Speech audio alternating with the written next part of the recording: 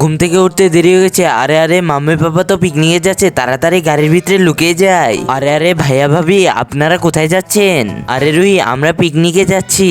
আচ্ছা ভাইয়া ভাবি আপনারা সাবধানে যান। ঠিক আছে রুহি, বাই বাই, আমাদের এখন যেতে হবে। এই রবিনের বাপ ওই দিকটা দেখো কত সুন্দর, চলো একটা সেলফি নেই। আরে আমার তাড়াতাড়ি ভাগতে হবে, দেখো তো এটা রবিন না? আরে রবিন তো ঘরে।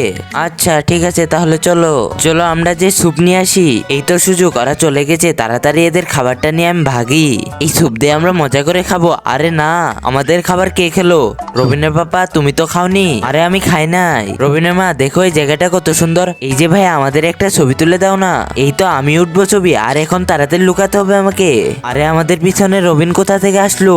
আশেপাশে তো কাউকে দেখা যাচ্ছে না। শোনো রবিনের মা, রবিনকে যদি দেখতে পাই তাহলে ওকে অনেক মারবো। আরে না রবিনের বাবা, দেখো আমার ললিপপ কে যেন খেয়ে নিয়েছে। হ্যাঁ কি বলো? দেখো রবিনের মা এটা আমাদের রুম, আমিও ডিগবাজিতে ঢুকে পড়লাম। তোমার জন্য ঠান্ডা ঠান্ডা স্পিড।